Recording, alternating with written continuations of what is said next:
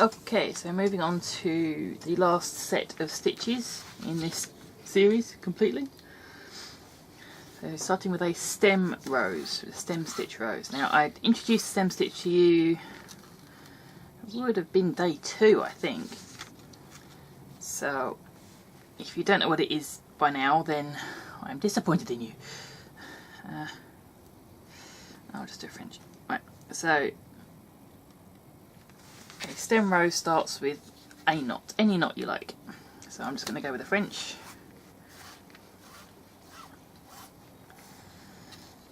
You could do that in the same colour or in a contrasting colour, that's entirely up to you.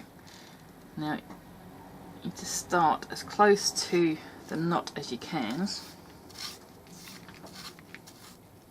Oop. Frayed end.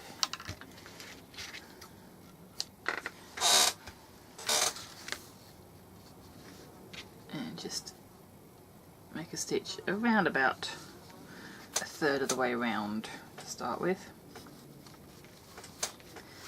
And if you remember, a stem stitch is one where you split the stitch behind. So I'm not going to split the stitch, but I'm going to come in, push this stitch aside, this ribbon aside, and come in just in the middle of it. Here, I don't know how well that's going to come out on camera.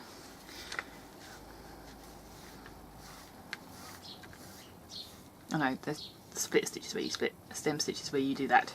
You come in just behind a stitch, just the side of it. So I'm going to come around again by about a third.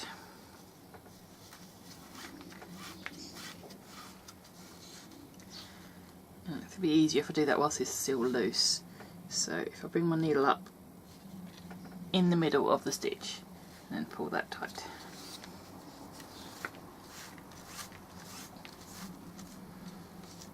And just continue on round.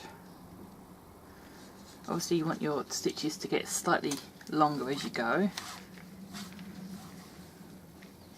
but each time start the next stitch somewhere in the middle, like that, as you go round.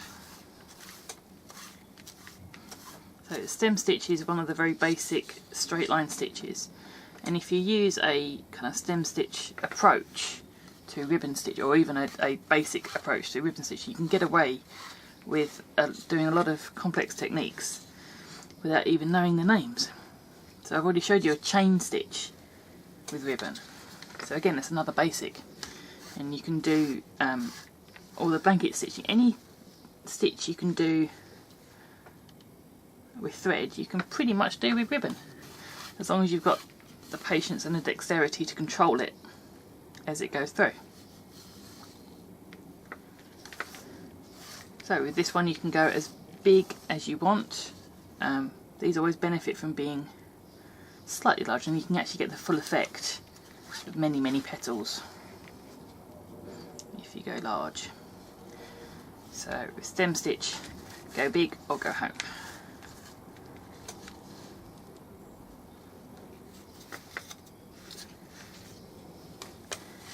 So you can look back at pretty much any of the techniques I've already showed you for regular sewing and do it with ribbon. Now, really thick, really wide ribbons aren't going to appreciate being manhandled a lot. They're kind of the organza-y stuff. If you're pulling it through multiple times or trying to get it through multiple layers, it will start to get really kind of wavy and could look messy, unless you want that effect. So by all means experiment, try things out. It's your craft, your stuff, give it a go. Even if it goes wrong, it's still a learning experience which you can take into your future crafting. So that is a stem stitch rose, and a wee bit of probably unnecessary advice. So I'll see you again tomorrow for the next one.